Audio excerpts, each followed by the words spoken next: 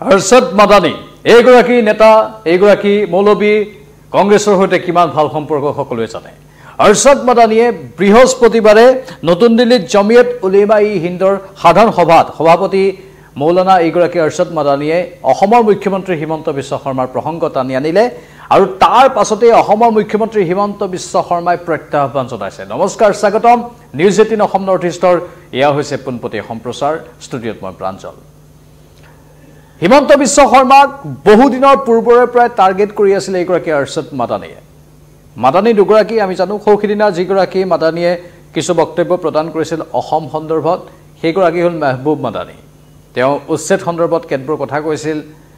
তেওঁ এটা অন্য ফৈদৰ, আন এটা ফৈদৰ, যদিও জমিয়তৰে নেতা বা জমিয়তৰে মৌলবী, কিন্তু তেওঁলোকৰ ফৈদ কেইবাটাও আছে। এইগৰাকী হৈছে জমিয়ত উলেমা-ই-হিন্দৰ সাধাৰণ সভাত সভাপতি হিচাপে দায়িত্ব পালন কৰি থকা মৌলানা আৰশদ মাদানী, আৰু এইবাৰ সৰব হৈছে। সেই গোটেই ঘটনাক্ৰমত প্ৰতিক্ৰিয়াবোৰ আছিল বেলেগ ধৰণৰ, আপোনালোকে শুনিছিল। এতিয়া আৰশদ মাদানীয়ে কি কৈছে সেইখিনি আপোনালোকে ইতিমধ্যে আমাৰ পূৰ্বৰ সম্প্ৰচাৰত আমি শুনাইছোঁ, আকৌ এবাৰ শুনাম পৰৱৰ্তী সময়ত। কিন্তু এইগৰাকী আৰশদ মাদানীয়ে বহু পূৰ্বৰে পৰা অসমৰ মুখ্যমন্ত্ৰী হিমন্ত বিশ্ব শৰ্মাক টাৰ্গেট কৰি আছিল, যেতিয়া হিমন্ত বিশ্ব শৰ্মা কংগ্ৰেছত আছিল। কংগ্ৰেছত থকা দিনৰ পৰাই কেনেধৰণে হিমন্ত বিশ্ব শৰ্মাৰ টিকেট কাটিব পাৰি, হিমন্ত বিশ্ব শৰ্মাক ৰাজনীতিৰ এই গাদীৰ পৰা নমাব পাৰি, কেনেধৰণে তেওঁৰ কেৰিয়াৰ ধ্বংস কৰিব পাৰি, তাৰ পৰিকল্পনা ৰচনা কৰি আহিছিল। আৰু এতিয়া শেহতীয়াভাৱে অসমত চলা উচ্ছেদক লৈ এইগৰাকী মৌলবী সক্ৰিয় হৈ পৰিছে। আৰু তেওঁ এই কথাটো উল্লেখ কৰিছে যে হিমন্ত বিশ্ব শৰ্মাই কংগ্ৰেছৰ ৰুটি খালেও RSSৰ মানসিকতা ভিতৰত বহুদিনৰ পৰাই পুহি ৰাখিছিল। মানে এটা সময়ত যেতিয়া কংগ্ৰেছত হিমন্ত বিশ্ব শৰ্মা আছিল, তেতিয়া তেওঁ কংগ্ৰেছৰ ৰুটি খাইছিল, কিন্তু RSSৰ মানসিকতা তেতিয়াও তেওঁ পুহি ৰাখিছিল বুলি এইগৰাকী আৰশদ মাদানীয়ে সদৰি কৰিছে। এনেধৰণে কৈ আৰশদ মাদানীয়ে লগতে ক'লে যে তেওঁ কেতিয়াবাই সোনিয়া গান্ধীক আহ্বান জনাইছিল যাতে এইগৰাকী হিমন্ত বিশ্ব শৰ্মাক দলীয় টিকট দিয়া নহওক। সেই কথাটো বৃহস্পতিবাৰে পুনৰ দোহাৰিছে। হিমন্ত বিশ্ব শৰ্মাক টিকট দিব নালাগে বুলি তেওঁ সোনিয়া গান্ধীক আহ্বান জনাইছিল, আৰু হিমন্ত বিশ্ব শৰ্মাৰ বিৰুদ্ধাচৰণ কৰা বুলি নিজেই কালিৰ সেইখন সাধাৰণ সভাত সদৰি কৰিছে আৰশদ মাদানীয়ে। আৰু তাৰ পাছতে বিজেপিৰ নেতাসকল সক্ৰিয় হৈ পৰিছে, প্ৰতিক্ৰিয়া প্ৰকাশ কৰিছে। গান্ধী পৰিয়ালে মৌলবীৰ প্ৰতিশ্ৰুতলিপি মতে চলাৰ ইতিহাস কিমান দীঘলীয়া সেয়া সকলোৱে জানে বুলি বিজেপিৰ নেতাসকলে আজি মন্তব্য প্ৰকাশ কৰিছে। বেদখল উচ্ছেদৰ নামত প্ৰায় 50,000 মুছলমানক স্থানচ্যুত কৰাৰ অভিযোগ উত্থাপন কৰি মাদানীয়ে এই প্ৰসংগত উচ্চতম ন্যায়ালয়ৰ কাষ চপাৰো হুংকাৰ দিছিল আৰশদ মাদানীয়ে।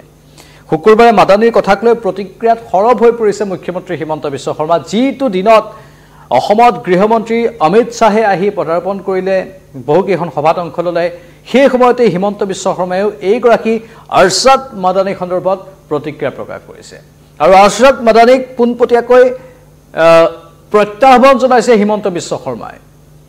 আৰশদ মাদানী সন্দৰ্ভত কৈছে যে ৰাহুল গান্ধী বা আৰশদ মাদানী এওঁলোক হ'ল খিলঞ্জীয়া বিৰোধী নেতা, আৰু এই খিলঞ্জীয়া বিৰোধী নেতাৰ বা খিলঞ্জীয়া বিৰোধী চক্ৰৰ শক্তিক আমি উৎখাত কৰিম। দাবী হুমকিৰে এওঁলোকে অসমীয়াক ভয় খুৱাবলৈ চেষ্টা কৰিছে, কিন্তু অসমীয়াই কোনো কাৰণতে ভয় নাখায়। যিমানেই ভীতিগ্ৰস্ত কৰিবলৈ চেষ্টা নকৰক কিয়, সিমানেই আমাৰ শক্তি বৃদ্ধি পাব বুলিহে অসমৰ মুখ্যমন্ত্ৰী হিমন্ত বিশ্ব শৰ্মাই আজি সদৰি কৰিছে, আৰু এই শক্তিৰ বিৰুদ্ধে যুঁজি যাম বুলি সদৰি কৰিছে। আৰু প্ৰত্যাহ্বান জনাইছে ৰাহুল গান্ধী বা আৰশদ মাদানীক যে অসমীয়াৰ সৈতে এবাৰ যুঁজি চাওক, আমি জিকিম, আৰু জয়ী হ'বলৈ আমি জন্ম হৈছোঁ বুলি হিমন্ত বিশ্ব শৰ্মাই সদৰি কৰিছে। আমি জয়ী হৈ আছোঁ আৰু জয়ী হৈ থাকিম, এই মন্তব্য মুখ্যমন্ত্ৰীগৰাকীৰ। মুখ্যমন্ত্ৰী হিমন্ত বিশ্ব শৰ্মাৰ মন্তব্যটো আমি শুনাই লৈছোঁ, কি ক'লে শুনক। ৰাহুল গান্ধীয়ে মোক ধমকি দিছে।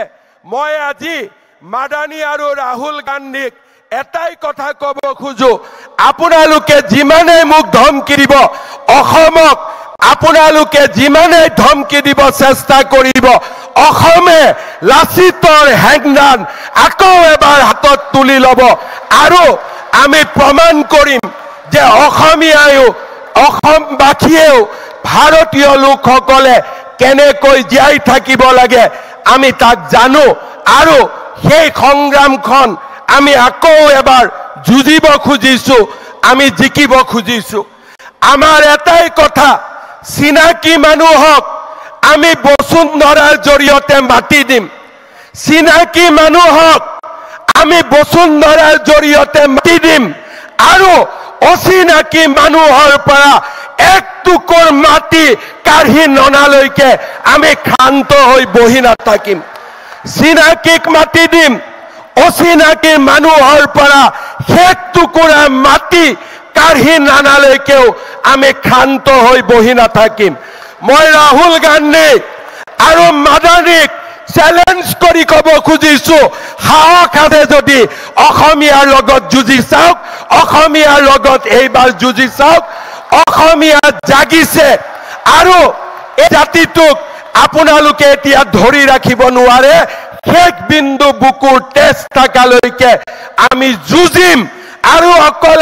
যুঁজিমেই এনে নহয় আমি জিকিম এই হৈছে আমাৰ সংকল্প এয়া মুখ্যমন্ত্ৰী হিমন্ত বিশ্ব শৰ্মাৰ মন্তব্য হিমন্ত বিশ্ব শৰ্মা আকৌ এবাৰ চিনাকি আৰু অচিনাকি মানুহৰ প্ৰসংগ উত্থাপন কৰিছে আৰু ৰাহুল গান্ধী আৰু আৰশাদ মাদানীক প্ৰত্যাহ্বান জনাইছে পোনপটীয়াকৈ তেওঁ মাদানী বুলি কৈছে মানে দুয়োগৰাকী মাদানীকে হয়তো প্ৰত্যাহ্বান জনাইছে যি কি নহওক কৈছে যে লাচিতৰ দিনৰ হেংদাং আমি আকৌ হাতত তুলি ল'ম অসমীয়া এতিয়া জাগিছে আমি যুঁজিম আৰু জিকিম চিনাকি মানুহক আমি মাতি দিম অচিনাকি মানুহৰ পৰা মাটি কাঢ়ি আনিম পোনপটীয়াকৈ মুখ্যমন্ত্ৰী হিমন্ত বিশ্ব শৰ্মা এই কথা আকৌ এবাৰ সদৰি কৰিছে যে চিনাকি মানুহক আমি মাতি দিম চিনাকি মানুহ বুলি খিলঞ্জীয়া মানুহক বুজাইছে আৰু অচিনাকি মানুহৰ পৰা মাটি কাঢ়ি আনিম বুলি তেওঁ সন্দেহযুক্ত লোকসকলক বুজাইছে বা বেদখলকাৰীসকলক বুজাইছে যিসকলে ইমান দিনে গোৱালপাৰা ধুবুৰী উজনি অসমৰ বিভিন্ন প্ৰান্তত বেদখল কৰি আহিছিল যাৰ বিৰুদ্ধে উচ্ছেদ অভিযান চলি আছে পোনপটীয়াকৈ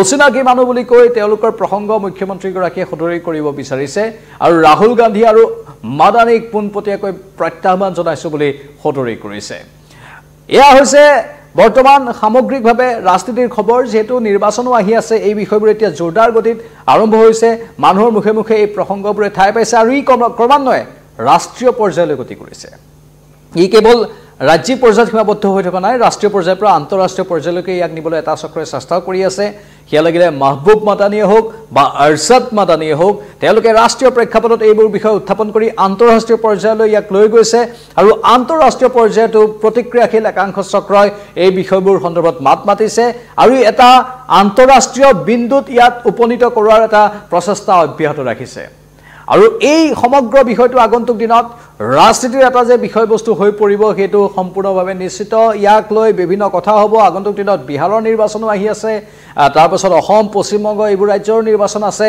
স্বাভাৱিকতে এতিয়া প্ৰতিটো শক্তি জাগ্ৰত হৈ পৰিছে ৰাজনৈতিকভাৱে আমি দেখিবলৈ পাইছো প্ৰতিটো ৰাজনৈতিক দল এতিয়া অধিক সক্ৰিয় হৈ পৰিছে এটাও বিষয়বস্তু এনে যাতে নাযায় তাৰ ওপৰত গুৰুত্ব দি আছে সেয়েহে হিমন্ত বিশ্ব শৰ্মাৰ প্ৰসংগ আহিছে মাদানীৰ প্ৰসংগ আহিছে হয়তো পৰৱৰ্তী সময়ত আন কেতবোৰ প্ৰসংগ আহি থাকিব আৰু মাদানী দুয়োগৰাকী মাদানী মেহবুব মাদানী আৰু আৰশাদ মাদানী দুয়োগৰাকীয়ে অসমৰ মুখ্যমন্ত্ৰী হিমন্ত বিশ্ব শৰ্মাৰ নাম লৈছে মানে ৰাষ্ট্ৰীয় প্ৰেক্ষাপটত হিমন্ত বিশ্ব শৰ্মাৰ নামটো বৰ্তমান শিৰোনামত আছে আৰশাদ মাদানীয়ে কালি কি কৈছিল তেওঁলোকৰ জমিয়ত উলেমা হিন্দৰ সাধাৰণ সভাত হিমন্ত বিশ্ব শৰ্মা সন্দৰ্ভত কিদৰে টিকট কাটিব লাগে বুলি সোনিয়া গান্ধীক তেওঁ পত্ৰ লিখিছিল গোটেইখিনি কথা এবাৰ सुनाबो विशेषो আপোনালোকৰ বাবে आज मसला है मिसाल के तरीके पर आसाम में मुसलमान की बर्बादी का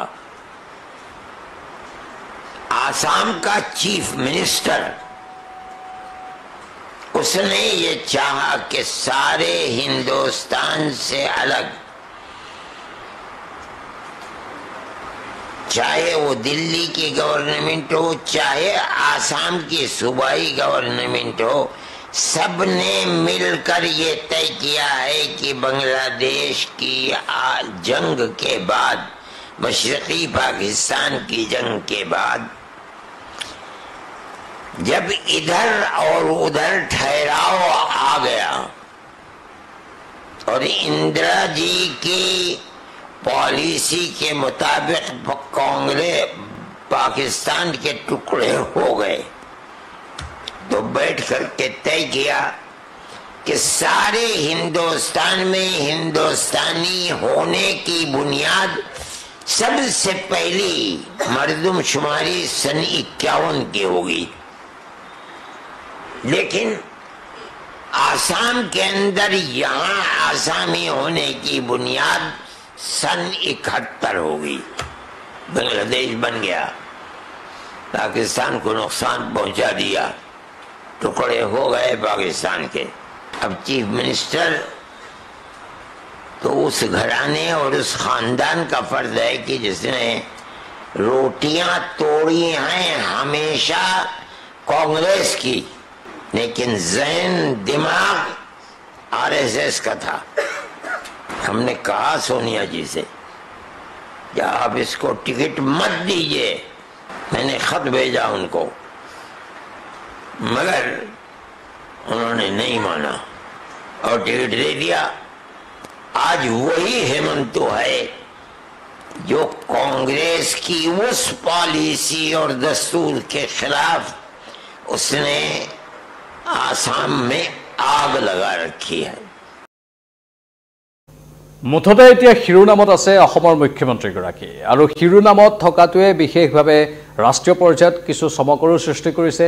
হিমন্ত বিশ্ব শৰ্মাৰ নাম এতিয়া ৰাষ্ট্ৰীয় পৰ্যায়ৰ বিভিন্ন নেতাই সময় সময় ল'বলৈ আৰম্ভ কৰিছে। যি কি নহওক, এতিয়া ৰাজনীতিৰ খেলবোৰ যিহেতু চলি আছে, আগন্তুক দিনত হয়তো চলিব। সমান্তৰালভাৱে অসমত উচ্ছেদো চলি থাকিব আৰু অচিনাকি মানুহৰ মাটি কাঢ়ি অনা হ'ব বুলিও হিমন্ত বিশ্ব শৰ্মাই সতৰি কৰিছে আৰু চিনাকি মানুহক মাটি দিম বুলিও কোৱা হৈছে। এতিয়া খিলঞ্জীয়া লোকসকলে মাটিৰ অধিকাৰ কিমান কেনেধৰণে পাই থাকে পৰৱৰ্তী সময়ত আমাৰো দৃষ্টি থাকিব। এই ক্ষেত্ৰত আপোনালোকৰ মতামত কি কমেণ্ট বক্সত কমেণ্ট কৰি জনাব পাৰে। আকৌ আহিম লাইভত, চাই থাকক নিউজ 18 অসম নৰ্থ ইষ্ট। নমস্কাৰ।